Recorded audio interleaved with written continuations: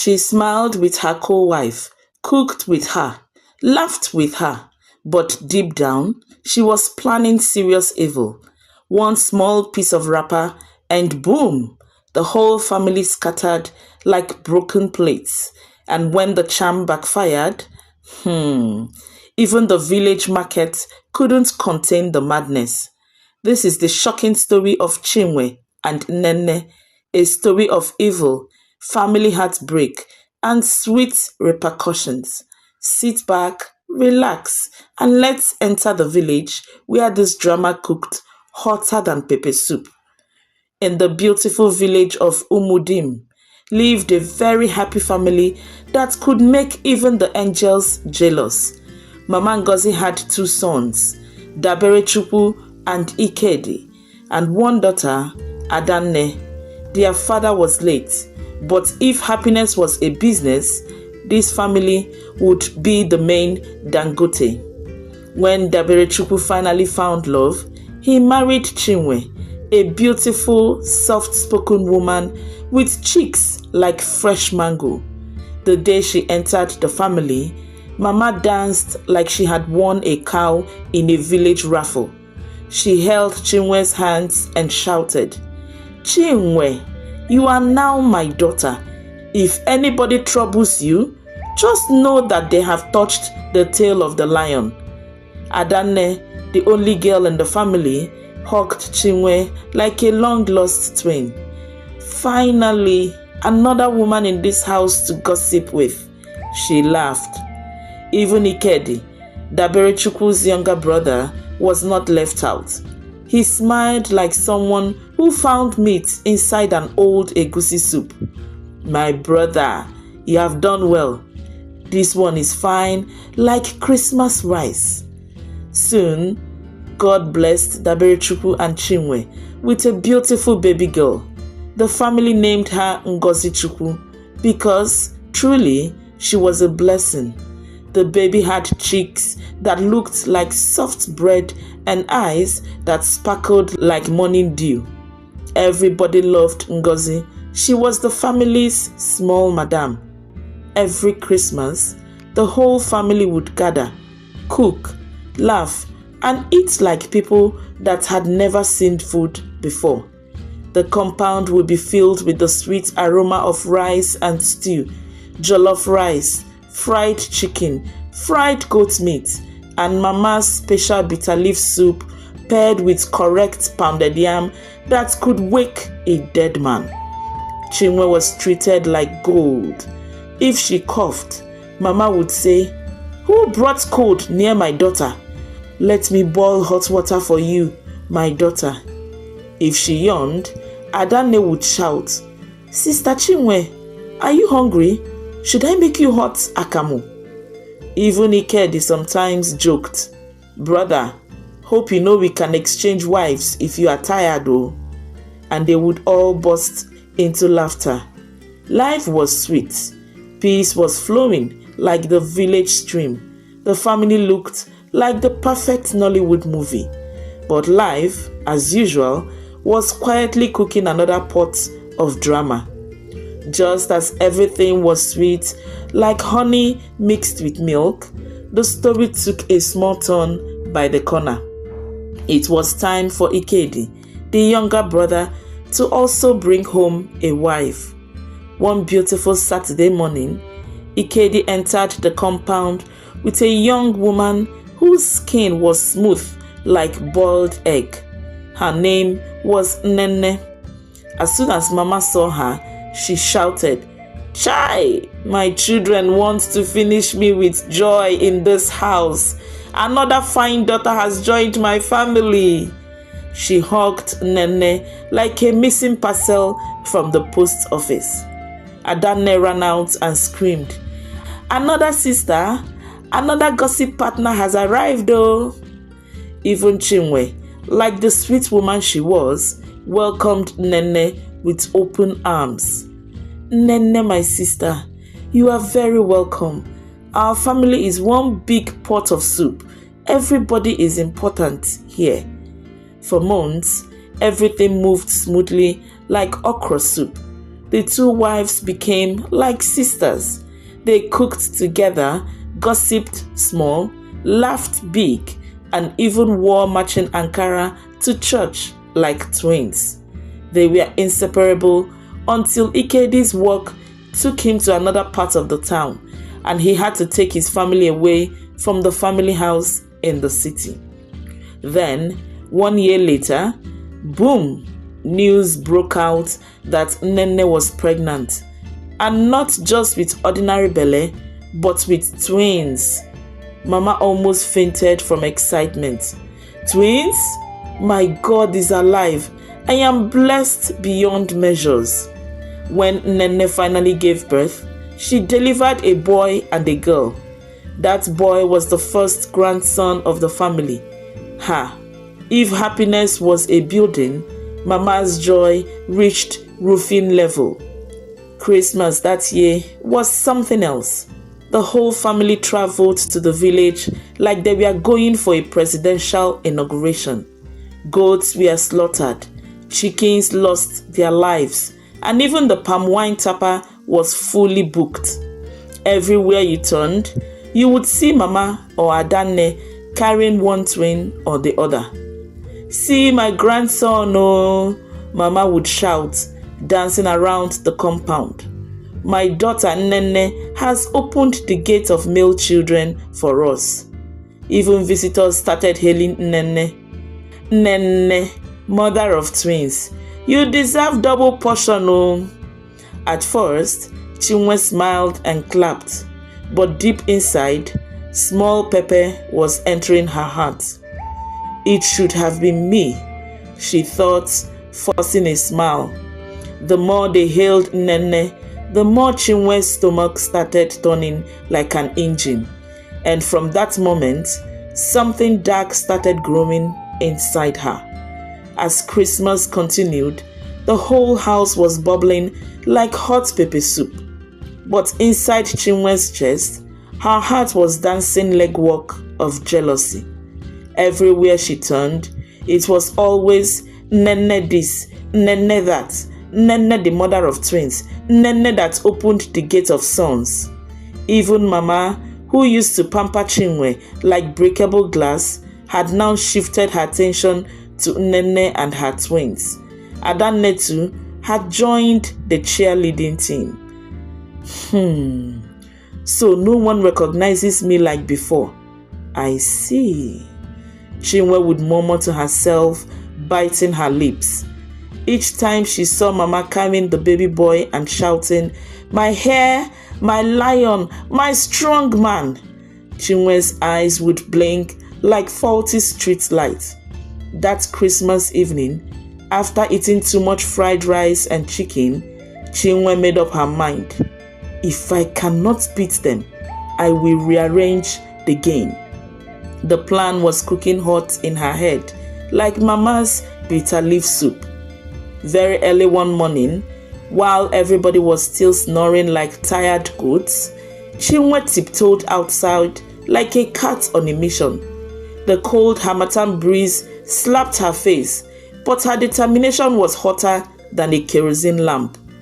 Hanging gently on the line was Nenne's wrapper that she washed the previous day. Fresh, colorful, innocent. Chinwe looked left, looked right. The compound was quiet like a cemetery. Even the chickens were still sleeping.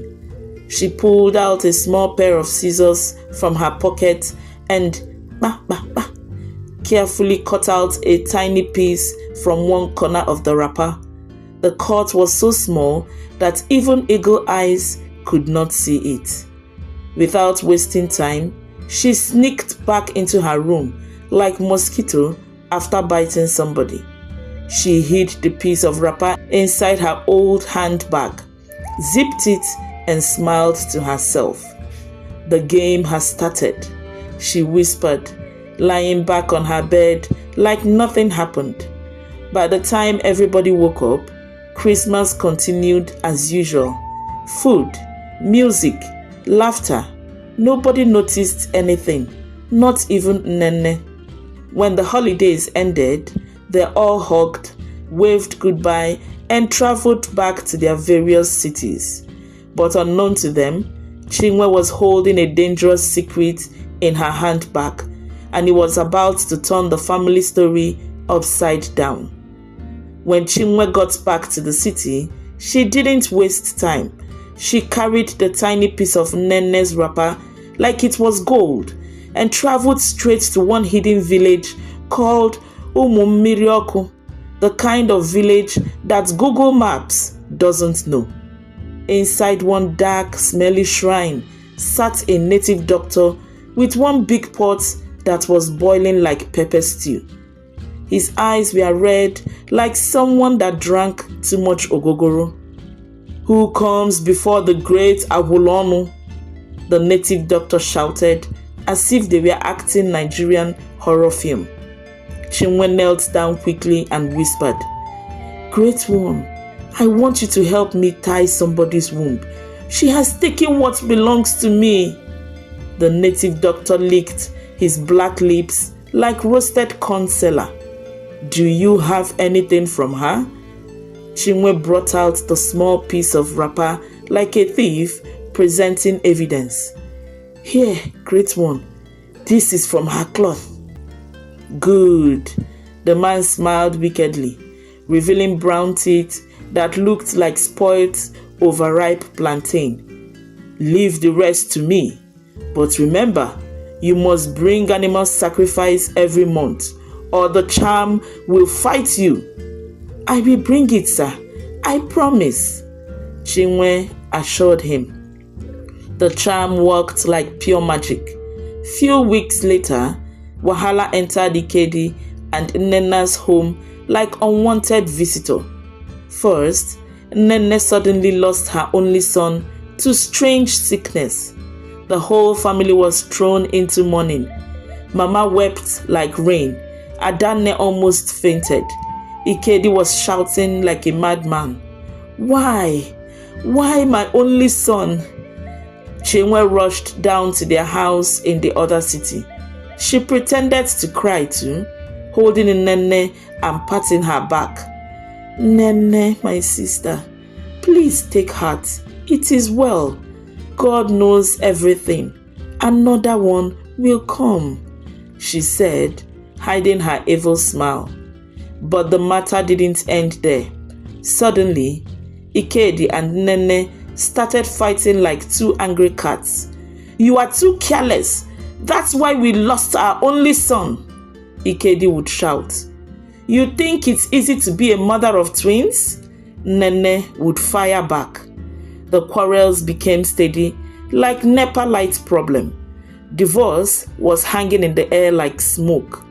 But while Chinwe was busy renewing the charm every month with the sacrifices, she didn't know that the day she would forget to bring the sacrifice, her own head would carry the full load. For many months, Chinwe continued her monthly journey to the wicked native doctor, carrying sacrifices like a stubborn market seller who never misses market day. "Woman, make sure you don't fail me, oh," the native doctor would always warn her, wagging his dirty finger. "If you miss 1 month, the charm go turn back like angry goats." "I hear you, great one," Chinwe would always reply, nodding like a gamma lizard. But as life would have it, 1 month, Chinwe had small financial problem. Money refused to show face. She didn't even know the excuse to give her husband to extort money from him like she used to. The goat she was supposed to buy for sacrifice shot up in price like fuel price. She decided to postpone it for a while. "What's the worst that can happen if I delay by a week? Baba will understand. He knows I have never failed. Let me see if I can make better sales this week so that I can gather the money to buy the goats," she told herself, laughing as she chewed boiled granules. And yes, that was how her wahala started. One hot afternoon, Chinwe went to the market to buy onions and tomatoes. The sun was frying everybody like akara. Traders were shouting prices. Women were pricing fish like professional negotiators. Suddenly, Chinwe froze in the middle of the market like an electric wire that just lost current. Her eyes turned wide like an owl. "He is chasing me! They are chasing me, oh!" she screamed, running around and pulling her hair. People gathered. "Who is chasing you?" one market woman asked. "It's Nenne's boy. He is holding my legs," Chinwe shouted, kicking the air like a karate fighter. Her mouth started pouring secrets like a leaking bucket. "I caught Chinwe's wrapper. I tied her womb. I used native doctor. It is me. It is me, oh!" The market scattered. People screamed. Some ran. Some watched like free Nollywood drama.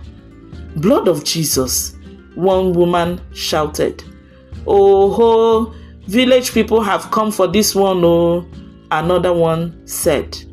Before long, the news reached the family. Mama, Nnenne, Daberechukwu, everybody gathered. Even Ikedi traveled down quickly. They all watched Chinwe with shock written all over their faces. "Chinwe, you?" Mama cried. "Sister Chinwe, after everything?" Nnenne shouted. Daberechukwu was too stunned to speak. Even Ikedi stood speechless like a statue. They managed to bundle Chinwe back home. She was tied with ropes like a stubborn cow. But even at home, she kept shouting nonsense. "I tied her womb. I took her son. Forgive me. The twins are chasing me, oh." Nene heard everything and broke down in tears. "I took her like my own sister. How could she do such a thing to me? I wasn't bad to her. Why?" she wept. After Chinwe's madness exploded like Christmas banger, the entire family was thrown into deep shock. Mama could not sleep. Nnenne kept shaking her head like a small generator. So all this while, we were living with Jezebel," Nnenne said, hissing. Chinwe was tied day and night like a goat meant for sacrifice. But even with ropes on her hands and legs, her mouth didn't rest. "The twins are here again. They are pulling my ear. Nene, forgive me. Nene, your wrapper, the native doctor." Sometimes she would laugh like a hyena. Other times she would cry like a baby whose biscuit fell inside quota. Weeks turned into months. The once beautiful Chinwe was now looking like a roasted plantain forgotten on fire. But God, who sees everything, was not sleeping. One morning, as Nene was sweeping her sitting room, she felt somehow. She paused, touched her stomach, and her eyes widened. Could it be? She ran to the pharmacy, did a test, and boom, she was pregnant. "Ah!" Nene screamed with joy, rolling on the floor, while Ikedi jumped up like a small boy giving meat pie. When Mama heard the news, she shouted like someone that won jackpots. "My enemies have failed again. Jehovah has shown his power." Nnenne danced azonto around the compound. This time around, 9 months came and passed smoothly like well-cooked okra soup swallowed with fufu. Nene gave birth to a bouncing baby boy, strong, healthy, and fine like morning sun. "God has wiped away my tears," Nene smiled as she carried her new son. But when Christmas came again, Nene quietly told her husband, "Ikedi, my love, let's not go to the village this year. My heart is still healing. Next year, maybe." Ikedi nodded in agreement. "Anything that gives you peace, my queen." As for Chinwe, her condition worsened. The ropes couldn't hold her anymore. She would shout, roll on the ground, and even chase imaginary goats. At some point, the family had no choice but to untie her and allow her roam about like a village madwoman. Villagers would see her and whisper, "See what jealousy has done." The family continued to pray for healing and peace, but one lesson remained in everyone's heart. Evil may grow, but it can never win. Thank you so much for watching the story. I hope you enjoyed it. And yes, the wrapper cutting part is true. Some people use any means they can to achieve their evil intentions. Please let me know what you think about the story in the comment section. You know I love hearing from you. And do me the favor of clicking the like button, sharing this video, and also subscribe to my channel. Don't forget to click the notification bell beside it so as to be notified each time I drop a new video. Until I come your way again soon, stay happy.